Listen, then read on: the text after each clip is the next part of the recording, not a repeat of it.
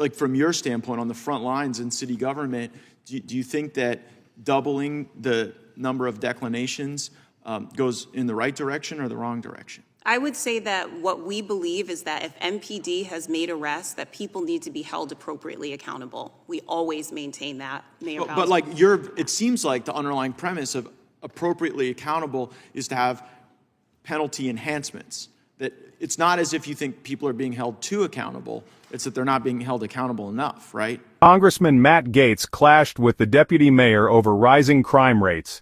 Gaetz is known for his bold questioning, spotlighting alarming crime statistics.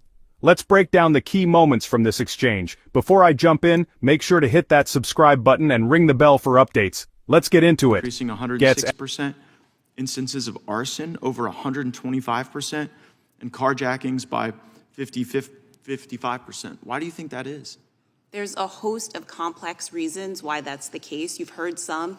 We talk about our ecosystem, policy reasons, right? Do you think those soft on crime policies are one reason? I don't know that I would say soft on crime policies. What I would say is that there's a number of reforms in policy that have been made in the district that we believe need to be adjusted, which is why there's been a number of proposals from the mayor, legislation passed by the council to take a look at where we're getting the type of impact that we don't want. I agree with Mr. App that the only way this works is with collaboration. And so what do you think you would highlight as like the main policy change that the mayor has proposed that could maybe put some downward pressure on this rising violent crime? Sure, there's a host of proposals that the mayor made related to penalty enhancements, to aligning penalties for gun crimes with federal penalties. So there's those, but there's also those on information sharing. So hold on, let's start with those though. But the underlying premise there is that enhanced punishment can have a deterrent effect and reduce crime, right?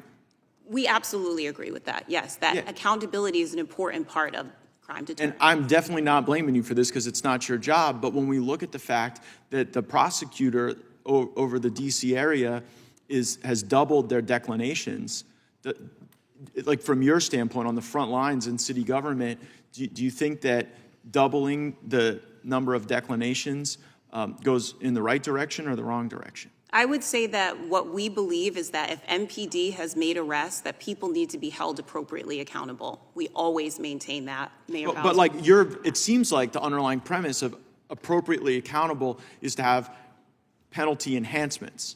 That it's not as if you think people are being held too accountable, it's that they're not being held accountable enough, right? There absolutely needs to be accountability for those who engage in violent crime. I think Ms. Richards would probably agree with that.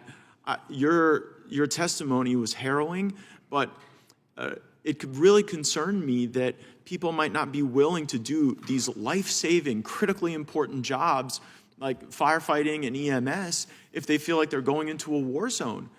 You gave testimony about what it was like to wait on police as you're trying to save people's lives and help them.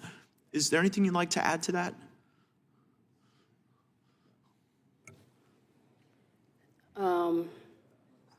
I mean, that's the state that we're in right now. You know, I mean, I've waited in excess of 20 minutes before to try to get MPD on scene for a violent call. What do you do for 20 minutes? We stage and we wait because at this point we're no longer going in. We're not going to those scenes. And what happens to the people that need your the help? citizens are not getting treated right.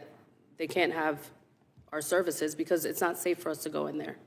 That sounds like life or death to me, that people could actually die because we don't have enough police to keep even our own first responders safe that want to save people's lives.